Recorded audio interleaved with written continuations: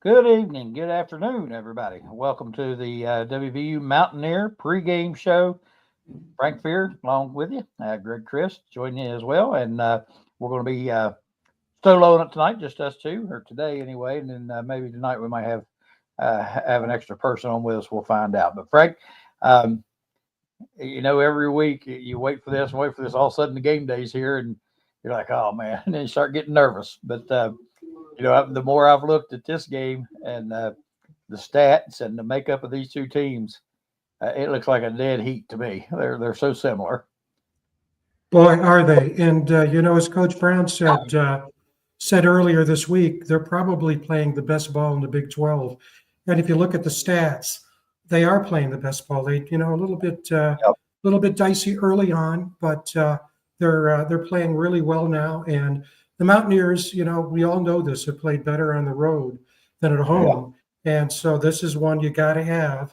And if we can win this one going to UCF next week, it's always an if game. But as you said, stop and turn to you. You said on the Wednesday show, and I went back and wanted to look at the stats about it. They've got one of those quarterbacks. If you give him time, he'll hurt you. And so the pressure is going to be on that defensive line again. And they have a stable of wide receivers. And so a lot of pressure is going to be put on that D-line, the linebackers to play both the run and the pass, and the backside to cover the pass, and those speedy receivers. Yeah, and, after we're talking about Wednesday, KJ Harris was on with us, and, he mentioned the fact when I talked about the pressure and flushing him out of the pocket and that sort of thing that this quarterback's pretty good on the move. Throws the ball pretty well while he's moving, and that's I understand that. But my point being, we got to make him make quick decisions. Is he going to run? Is he going to throw? Where's he going to throw? Try to make him go through his progressions. Give us time to get back there to him, and that affects you. No matter if you're scrambling or you got that pressure coming, from your blind side, you can feel it. It hurries you. And I think that's what I was meaning with the pressure. I don't mean we have to get sacks every time or we have to flush him out of the pocket every time. We just got to be closing in on him. And I think it's, that again helps our defensive backs so much. It helps them cover because it's impossible to cover somebody for 4, 5, 6 seconds back there. That sounds crazy, but it's not easy to stay glued to somebody for that long a period. And you got to get that pressure on him, make him get it out of there, make him throw it quick, flush him out, make him get out and run with it, and make him show us what he can do. I think that will work a whole lot better than just standing back and letting him pick us apart. Well, as Mickey always said, it's next man up. And with Garnes is out. I'm looking at my list. Garnes is out, and Burks is also out. And that's but we've with Wilson coming through last week in particular. He's played solidly all year long. Kelly McCourt follows the Mountaineers as closely as anybody. He's a very astute Mountaineer follower, and he's asking a question there, Greg. He knows where Greg is on that's right. Where does Frank? I might have heard from him earlier with that same question, but private message. We just Well, I tell you, Kelly, this is what I think. I think that I predicted that, and it's not a matter of prediction. I mean, Neil Brown is one of those coaches that he doesn't play poker with you. He's a traditional coach that really does not believe that starters lose their starting position via injuries. I always expected him to, if Green was play ready, to have him come in. Now, that doesn't mean we're not going to see Nico in there.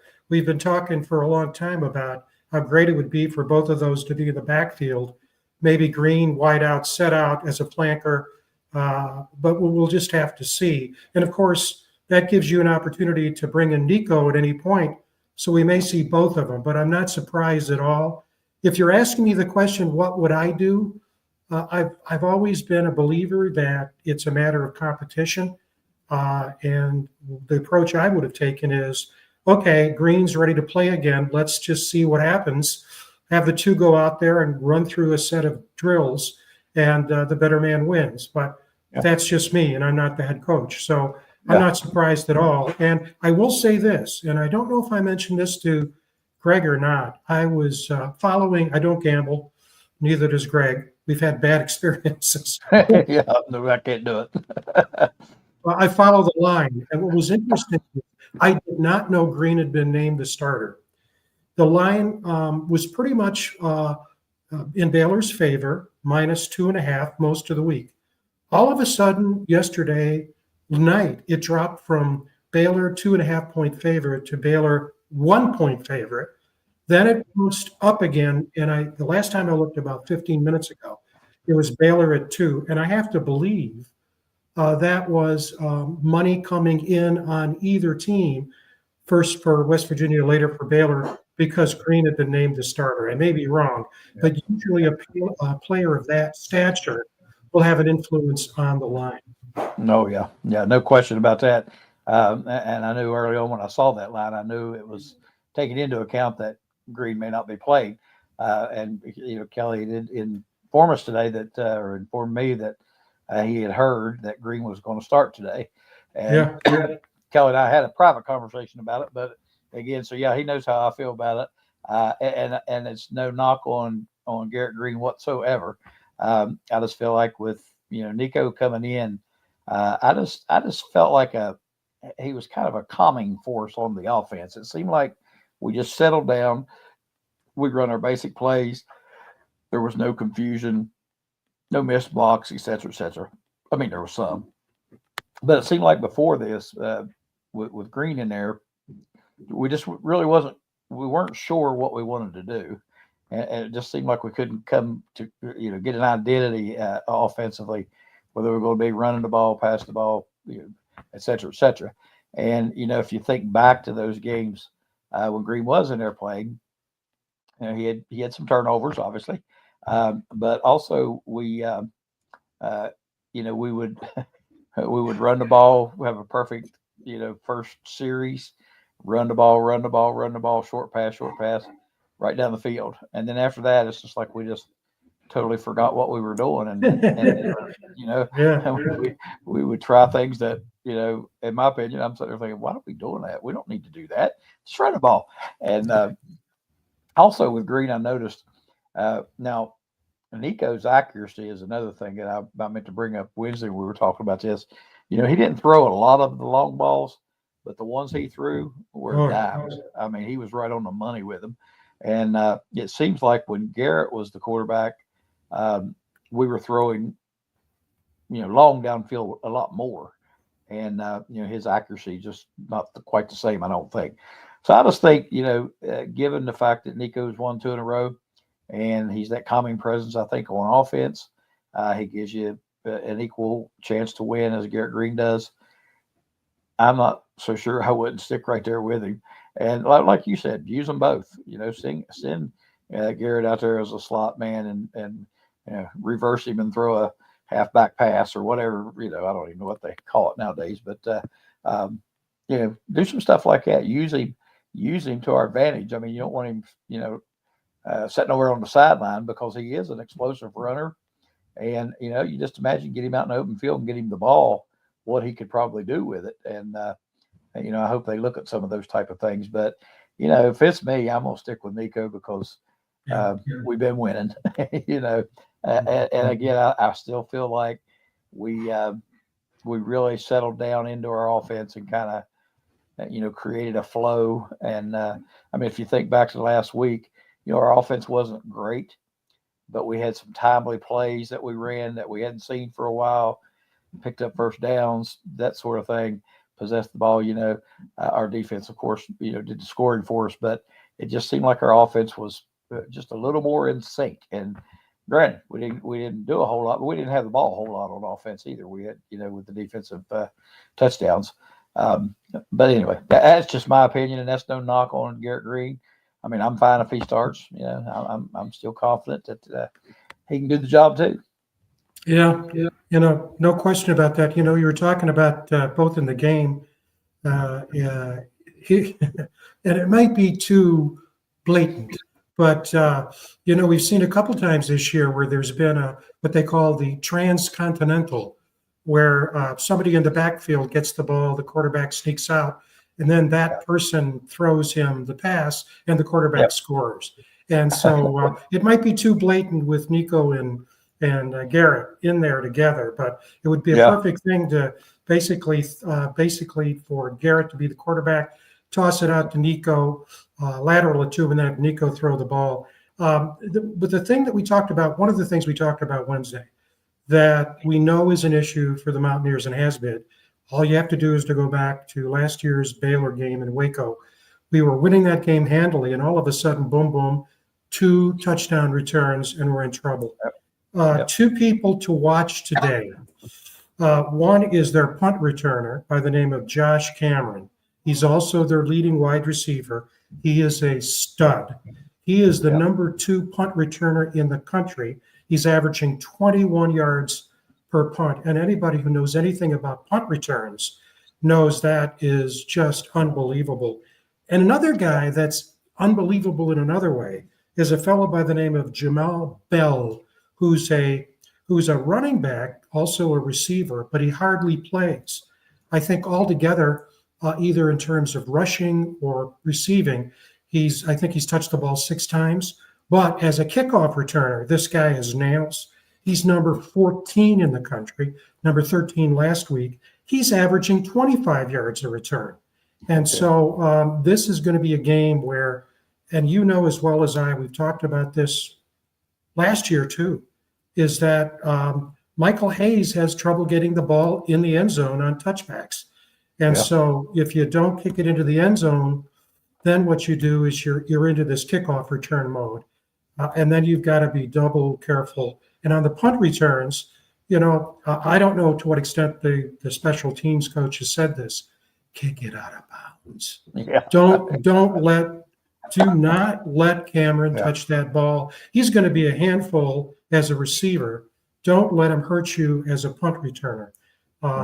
That's what I'm worried about, because as many people have said, they don't expect this game to be a blowout on either side.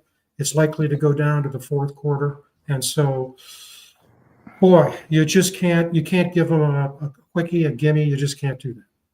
Nope. And like you said, you remember last year's game, and it changed the whole complexion of the game. We had it under control, had it going away, and boom, there he goes. Touchdown in the second half, another one. And, they're right back in the game again. And you just can't afford to do that, especially when you're so evenly matched. Because like you said, it's not going to be a blowout, more than likely. And, giving up special team scores, I mean, that can be a dagger. Usually if you give up 2 kickoff returns in a game, you lose, and so it's unusual. I think that we won that game. But yeah, you gotta strategize around it. And I'm sure they've spent some time on it. I'm sure they've watched some film from last year, and know what they have to do. So you hope, like you said, when you're punting, punt it away from him. When you're kicking off, try to get it in the end zone. It's so strange when you watch Hayes kick off. One kickoff will go clear out of the back of the end zone. The next will come down on the 5. He's just so inconsistent with it. I mean, if I want him in the end zone every time, that way you don't have to worry about that return. And so I hope he's got the fresh leg today instead of the tired leg. But I'll try to try to neutralize those guys. You can't let those guys be a set. Again, if you have 2 touchdowns on punt returns, most likely you win the game. I don't have any stats on that, but I would like to see some stats. And I think I would be proven right that you give up 2, you're fighting the odds. And just eliminate that. Our special teams have been good. I will say, our kickoff team's been good. The punt team's been good. We've done pretty well on our special teams. Our kickoff coverage has been 100% better. I don't know if that gives them the confidence to go ahead and kick it to him, let him run. I certainly wouldn't. I'd do my best to get it in the end zone. And if we did kick one short, got to cover it. So I think you're absolutely correct. We had that Baylor game last year absolutely in the bag, and then all of a sudden we're scrambling to come back. And but the team has done a much better job The coach addressed it. I'm not sure why it was the way it was, but one of the points the Coach Brown has made, as time goes on, you get more players in the system that are at a level of play. He's a great believer in developing players through a season who may not start, but then will play more and more as the season goes on. And obviously, special teams is one place to start. Here's the we showed this on Wednesday, but didn't spend a lot of time on it, particularly if people aren't familiar with Baylor. Sawyer Robertson, like so many players, Craig, didn't start at Baylor. He transferred from Mississippi State. And if you look at that first column, the lineup there, row, they really haven't had a lot of big wins. In fact, we would argue that Texas Tech was their big win. Tarleton State is not a major college football program. They beat them. And Air Force, I mean, I've been surprised. Army and Navy are getting the headlines this year. It's usually Air Force. Air Force is not having a good year. They've won 2 or 3 games. And they've got a freshman running back, again, a name to watch, Bryson Washington. Watch him, 6 yards per carry. Again, the front, Martin, Mulba, and then backed up by the linebackers, and then Wilson have done a good job. The one I'm really concerned about is these 4 receivers here. We've already talked about Josh Cameron. Ashton Hawkins is a Texas State transfer. You got Hal Presley, and then you remember that our guest on Wednesday, the great Harris. I mean, KJ talked about Michael Trigg and said, watch this guy. And then I went back and looked he started at Southern Miss, then went to Ole Miss, and now he's in Waco. And those receivers so far together, 1,400 yards plus, 100 plus yards receptions, and 15 touchdowns. And they have a good kicker too, who's pretty consistent and he can hit from long. And I really like their linebackers. Watch out for Marshall today, Matt Jones, Keaton Thomas. And I'll tell you what, this defensive back, Devin Bobby, look at that already, 230 tackles and 6 sacks. That's a season's worth. So, this is a team that's playing its best ball. And I know you're nervous. I am too. Yeah. And go back up the chart there. The quarterback really scares me. Robertson, he's 60% completion rate. That's unreal. 1,800 total yards, 17 TDs, and only 4 interceptions. So that that passing game can be potent with these good receivers they got. That's why I keep insisting that we got to squeeze him back there a little bit and make him rush and make him run the ball some and get him out of that pocket and get him out of his comfort zone, because he's going to be a handful. And you just look at those stats, and like you said, you look at those receiver stats, they're off the charts as well. And they can also run the ball, and it's going to be a tough matchup. A good kicker and all that. I see all those things as well. That's going to be a good matchup. It's going to be a challenge for us, I think. But I think back to a couple years ago when we played Baylor at home. I actually went to that game, and I remember looking at Baylor's team and thinking, man, they're so much bigger and faster than we are. Their defensive backs were the size of our linebackers, and I was just amazed at the difference. But we beat them that night, but if you hadn't known the score of the game, you looked at it on paper, you took a couple glances at it going on, you'd have thought we got beat by 20.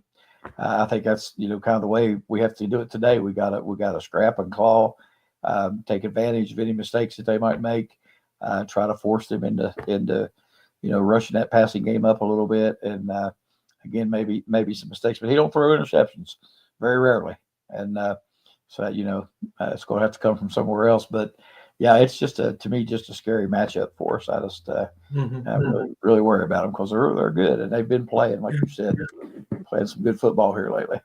Yeah, you knew that they couldn't. continue playing like they played last year. Right. That was just not a very good team.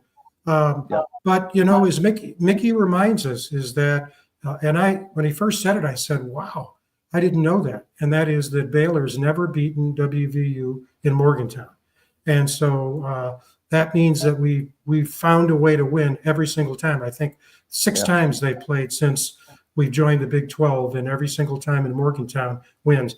The other thing is we were talking about, you were talking about the passing. Again, who's going to be out there receiving? We already know it was announced by Coach Brown that Bray will be out again this week. And he wasn't, at least on Monday. Now, Monday is a long time. And if anybody out there has more recent information, please put it in the chat that Clement may or may not play. He was out there going through, he didn't play last week. We double checked that. But boy, it would be great. He's such a good possession receiver that drives defensive backs wild, because he's one of those guys, just gets open, knows how to get open 15, 18 yards down the field, and there he is. Yep, and you get it close to him, he catches it. And we really need some of those guys back, because as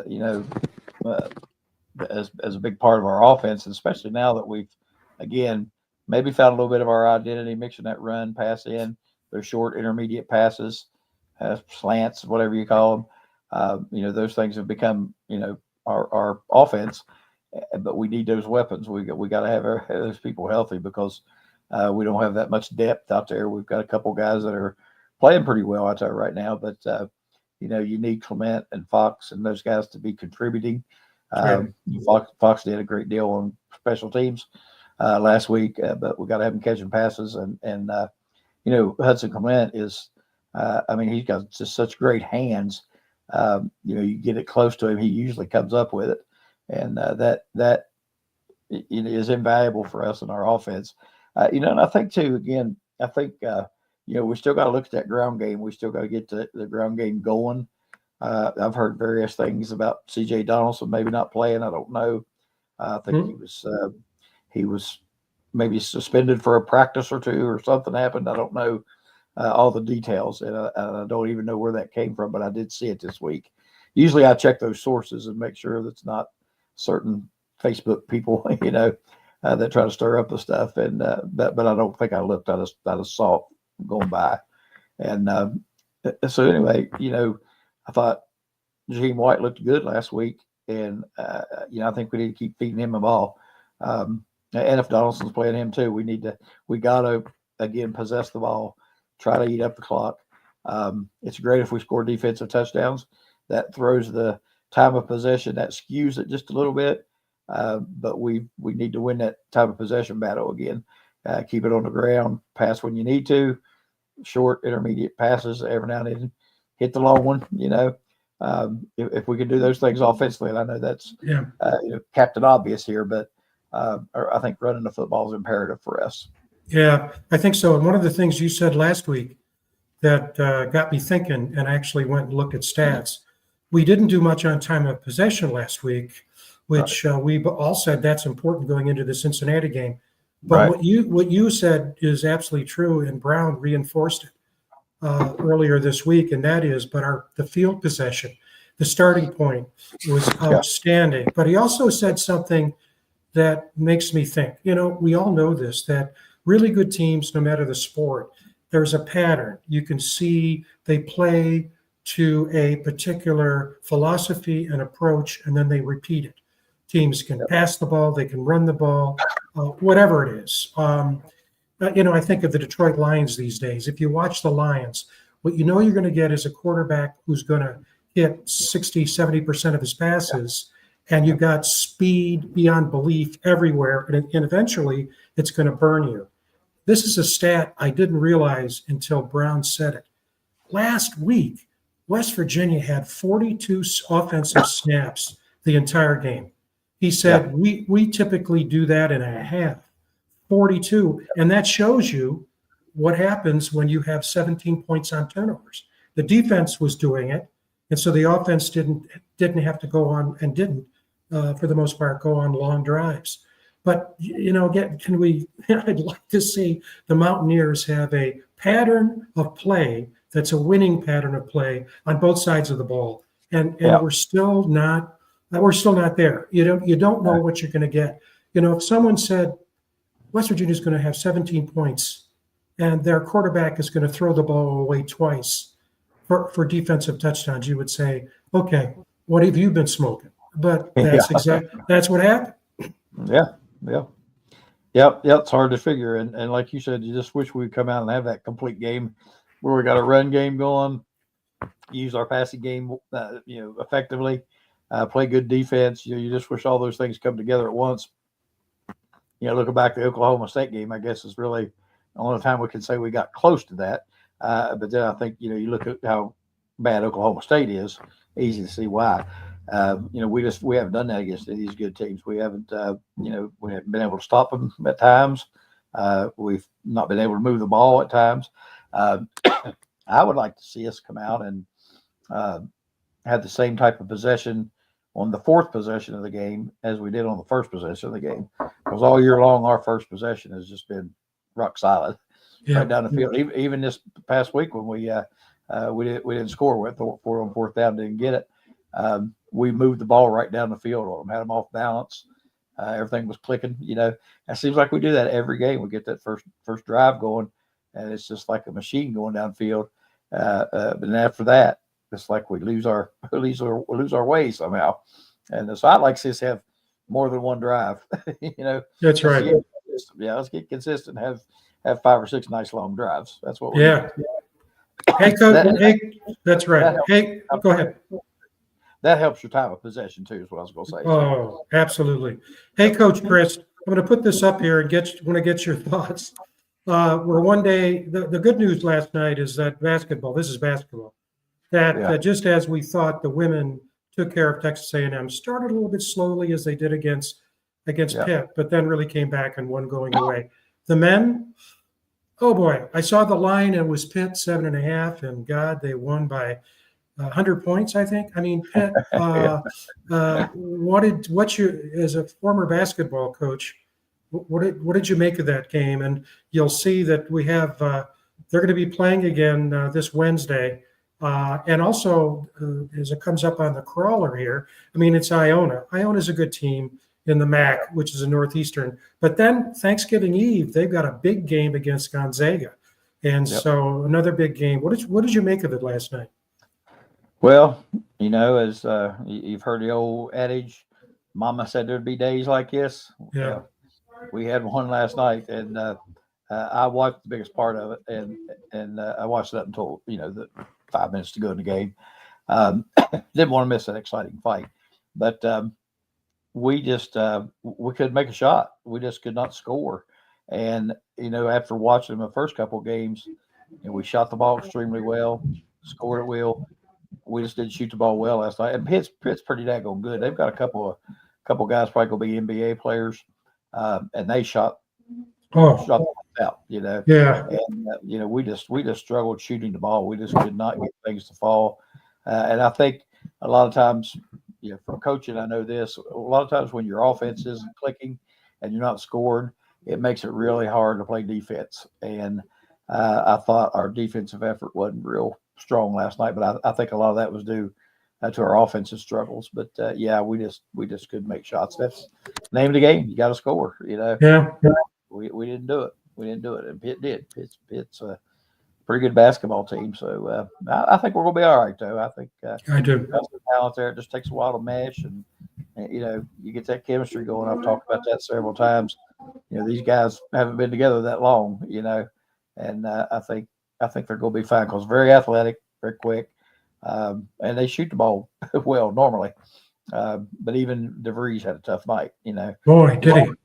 Yep, just like there's a lid on that thing. It was tough, man. It was hard to watch after that. Hard to watch. Yeah, and we talked on Wednesday about Ishmael Leggett, and boy, he's the real deal. And I was very impressed with that big man for Pitt too. Yep. And they were loaded for bear. Put it up also, we talked about soccer the other day. Again, you can watch these games on ESPN if you have it. And by the way, that Gonzaga game, on Thanksgiving Eve in the afternoon is going to be on ESPN. So it's going to be the first time the nation will be able to watch the Mountaineers play basketball on a flagship network. Men's soccer, which is ranked 10th, is 12-1-6, and they're going to play number 8 Marshall. The two teams played for the Sun Belt regular season championship in Huntington, and WVU won. And now, excuse me, they're playing for the tournament championship, having won to get here. That's going to be tomorrow, Sunday, at WVU, and it's also going to be on ESPN. And I'll tell you what, I watched the end of this and I saw something I've never seen before, and maybe it's something about me and soccer. The WVU women, which are very good, I mean, had a great season. They made it to the NCAAs. They played at Kentucky, and it was 0-0, went into overtime, no score, and they went to a shootout. Mountaineers scored first, and then Kentucky just cleaned the board. But this is the thing I've never seen. I wrote down the name, so I have it here. I've got to see if I can find it because it's something, and I thought I had it right here. I wanted to name the Bailey Herfith. Bailey Herfith is the WVU Mountaineers goalie. So it comes down to, is Kentucky going to make this goal in the shootout? So what she did, she walked out of the box and right up, probably within about 8 feet of the striker for Kentucky, just stared at her and starts going like this. The referee goes up to her, yellow card. Oh, really? It was an absolute attempt at intimidation. And unfortunately for the Mountaineers, it didn't work. And we lost and the season's over. But WVU can be proud, obviously, of all its teams. But the soccer teams, men and women, and the men are still in it. A lot of really good teams around the country. And we'll just keep our fingers crossed they can even if they lose tomorrow, they're a sure bet for the NCAA tournament. But it would be great if they were the double Sun Belt champ and then got a good seed and hopefully a home game. Oh yeah. Let's go Mountaineers. So, I wanted to share that because I've never seen it before. I wish I'd have seen that. I don't watch soccer much because I don't know anything about it, but that would have been fun to see. No intimidation there. But I'm also anti-shootout. And I know that's the way soccer does it, it's the way hockey does it. The college rules and all, everybody talks about, it's a great way they do college overtime. I hate this overtime stuff. If, put time on the clock and play it, and when that time runs out, it's just like the end of the game. And I don't know why in football they just don't add, put 10 minutes on the clock, toss a coin, kick it off and go. Whoever has the most points by the end of that 10 minutes wins. If you don't have a winner, play it again. Play it like a regular game. I think it's just these shootout things. I just don't, I don't know. There's something about that to me is just you fight all game, and it comes down to, somebody lining up 15 feet from the goal and kicking it, and you try to stop it. I just don't think that's I don't know. It's just kind of anticlimactic to me. I just don't like that. Well, but yeah, if we see more intimidation moves, I'm all in. Yeah. In fact, I'm thinking of what we should do is we should bring in Kevin. This is the former Mountaineer quarterback, Kevin White, at the Arizona game. He lives out in Arizona. And that's Kevin before the game, and I think he's staring right at the Arizona team. We need him. We need him in the Baylor locker room today. That's right. With that same look, and credit Mike Dunlap for that photo. Kevin sent it to Mike. When I was braver in coaching, I would say stuff like, I think soccer would be a great sport if they put the net the whole width of the field, put 3 balls out there at one time and have 4 goalies. I said, now that would be exciting. Oh, that's fantastic. There you go. Yeah, well, I like that intimidation. I always wonder why they didn't. I guess there's a certain area you can go to, but I always thought, just go there and stand right in front of the ball. Yeah. They're not like kicking around. Yeah. I guess you can't do that too. Yeah. Well, that's as idiotic as my idea of putting a 450-pound sumo wrestler in the hockey net. Just lay there in the way. Well, we've seen a couple of people put up scores. Craig, why don't we? You think West Virginia is going to eke this out? Maybe just go over for those who didn't see that on Wednesday. Your thoughts about the game today and your prediction and why you think that 6 points is a reasonable spread on WVU side. Yep, I just picked WVU 34-28. I think statistically, when you look at him, it's a real toss up. Again, pressure on that quarterback. We got to make him move. He's he is effective, but he's less effective when he's moving than what he is when he's standing back there relaxed in the pocket. Our O-line's got to run block, get that running game going. Our pass protection has been okay, but last week it fell off just a little bit. But our pass protection's been pretty decent, and that we got to, but if we can get the run game going, that passing game opens up so much. So we really need to do that. Don't turn the ball over, Captain Obvious again, and then the quarterback situation. I'm anxious to see how that unfolds. If Coach Brown does try to, because you don't want to split locker room, and if you have two guys that are pretty close, a lot of times that'll split the locker room. Some guys like this one, some guys like the other one. You don't want that to happen in our case, because it's detrimental to our team, of course. But I think if our offense keeps improving, we can put some points on the board.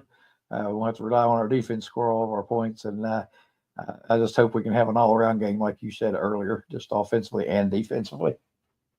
Yeah, and Mickey, by the way, was supposed to be with us. He's at the stadium, actually in the players' tent.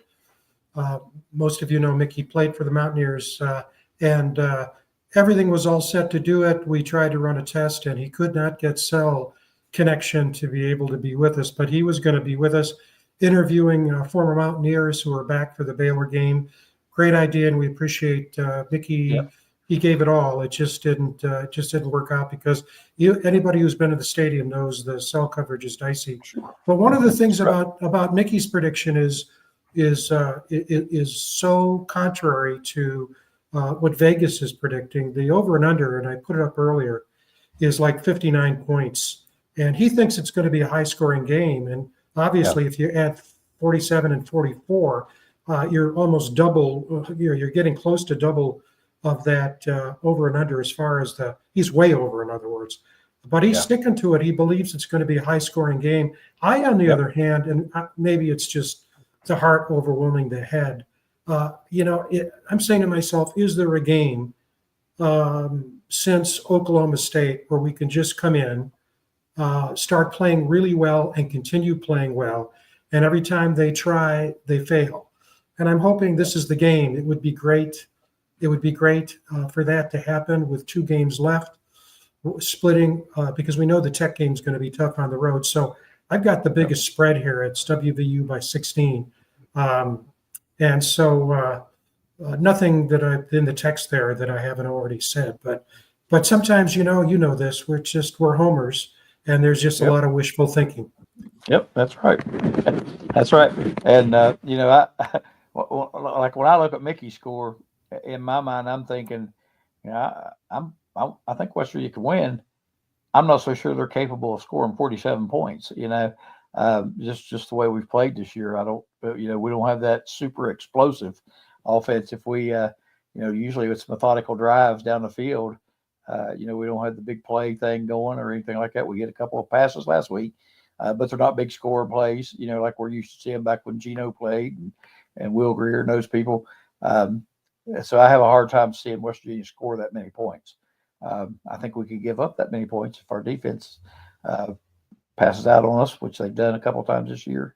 But I don't know that we're capable of scoring that many. So that's why I normally don't go, as high usually as what they're saying, because I just don't know that we got the offense to score a bunch of points or score them in a quick way. And if you're going to hit 47, you got to score some quick points.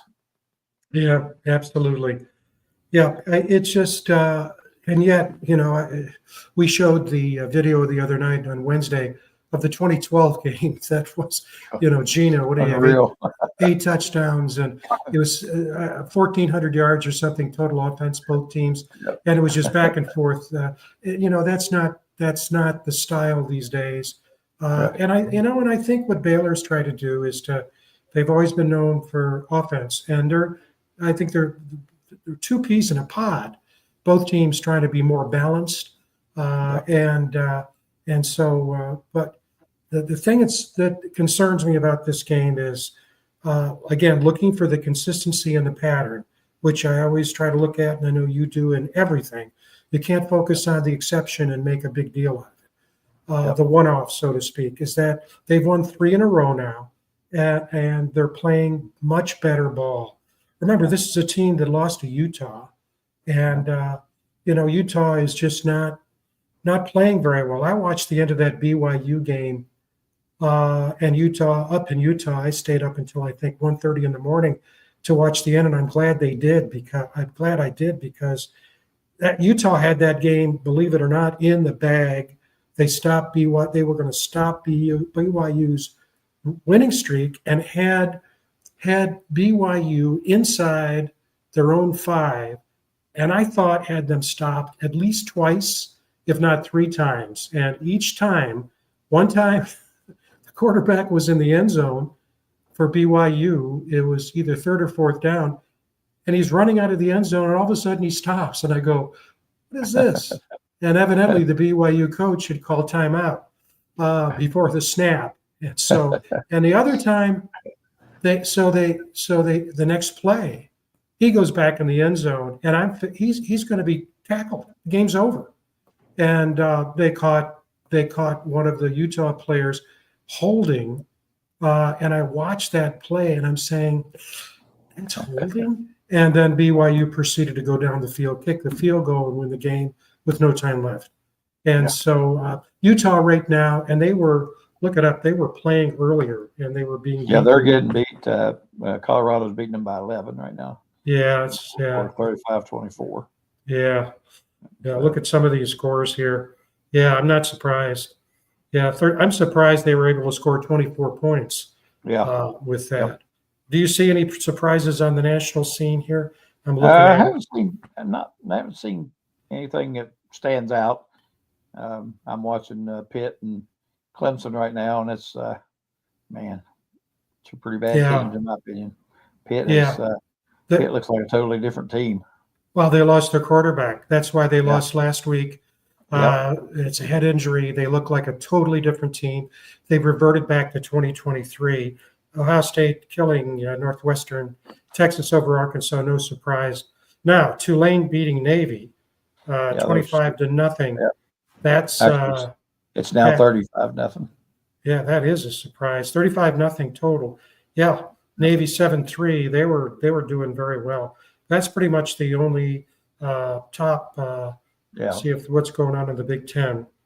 While you're looking those up, I also wanted to mention Indiana got it going on here. They just signed Signetti to an 8-year extension. Yeah, well, they had to. He was gonna. He was going to get an offer that he could not refuse. That's the way you get it settled right there. You give him an 8-year extension, and have a buyout such that if he leaves, he's going to have to pay. Right. Nothing really going on in the SEC, and I like what the SEC does too. Is as you get into the season, they hold back one of their non-conference games for later, and that you can see that happening today. Alabama's playing Mercer, and they're ahead 28-0. And Texas A&M is playing New Mexico State. I don't know of any other conference that does that at all, or to the extent that the SEC does. But I think that's they play them, most of them play them at the front end. Yeah, get settled in. But they've done that for a number of years. I can always remember seeing Alabama playing somebody push over there halfway through the season, which is I think it's a pretty smart thing to do. It would probably allow you to rest some people and if you take care of business. Of course, we have seen some crazy things that happen with those type of games. But they do that often. That's right. Well, what we want to do is also to let people know about next Wednesday's Yep. Mountaineer Locker Room. Then and now, we always try to feature a person, a player who of note from back in the day. Tom Bowman, many of you know from Facebook. There he is with his wife Lisa up there, and a signed ball that's one of his treasures. Was one of Don Nealon's first recruits. This guy was a phenomenal high school athlete. I think he was the Ohio championship. I can't remember exactly the particular event, but I think 3 or 4 years in a row. So we'll have him on, and then why don't we announce this? We've been working on it for a couple of months. Let me throw it up here. We're very excited, aren't we, Greg, to announce that we're going to have expanded coverage, hopefully starting next Wednesday, but we'll just have to see. Everybody can continue watching on the Voice of College Football as they have been on YouTube, but because of our great partner at New River Network, and you've worked with them in so many different ways, announcing football, basketball games, and having your own show, Darren McGuffin, we are going to be part of the New River Network family as well. If you look at that second bullet point, the expanded options are well beyond anything we've had. You can also watch our show on YouTube on the New River Network if you want. If you are a Optimum Cable subscriber in South Central West Virginia, you just click to the New River Network channel and you can watch. Roku, anywhere where it's available, this country, Canada, wherever, there's the New River Network. You can watch us even when you're traveling. And we're also going to be available on Facebook, on the New River Network Facebook page. And for those people who like to watch things through web pages, the New River Network web page is called Watch, nice description, Watch NRM, and you can watch it that way. So what we're going to have, hopefully starting Wednesday, that's going to be our experiment. You're going to be able to watch Mountaineer Locker Room then and now at a variety of places.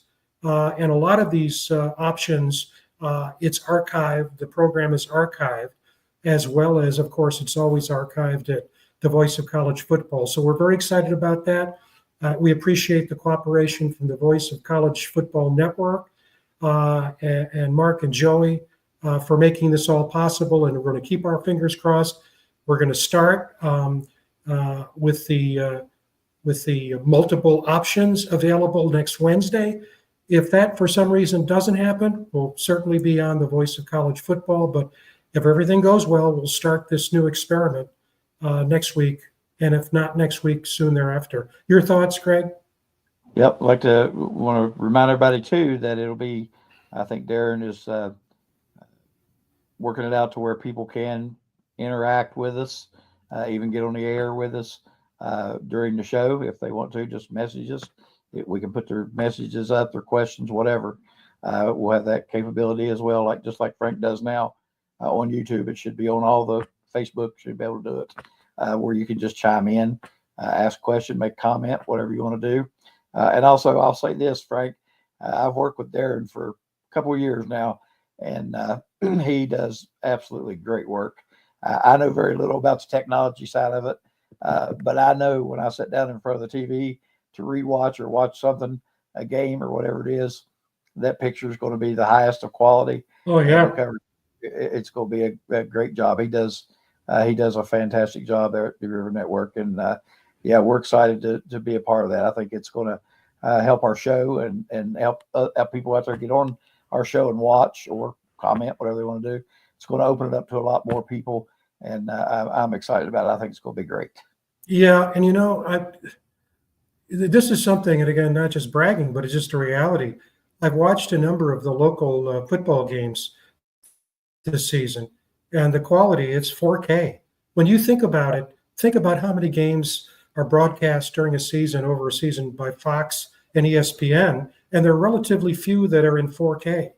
Now, Darren has already said our show is going to be in 1K because of our faces. He just doesn't think you and I can pass the test of 4K. Yeah, but and a lot of the reason they do use 4K too is because of the speed of the athletes and everything. Sometimes he figured our potential speed range was going to be low enough that we could get it in 1K.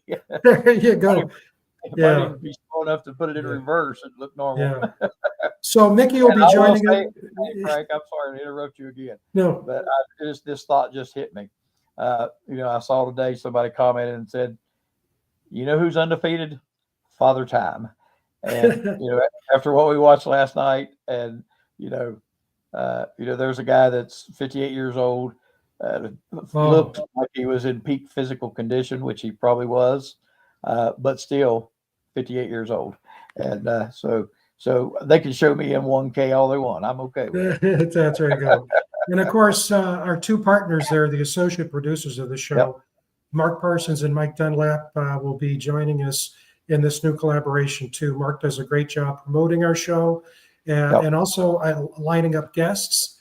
In fact, he lined up Tom Bowman, and Mike Dunlap does a great job lining up guests. He's the one who lined up KJ Harris last week. And by the way, we're sorry to say Mike will not be able to join us in the post-game show.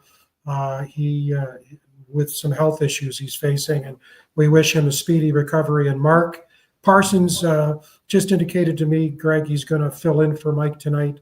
Awesome. So 15 minutes after the final gun, we'll be back with you and myself and Mark and do our analysis of hopefully a win with a smile on our face of West Virginia beating the Baylor Bears.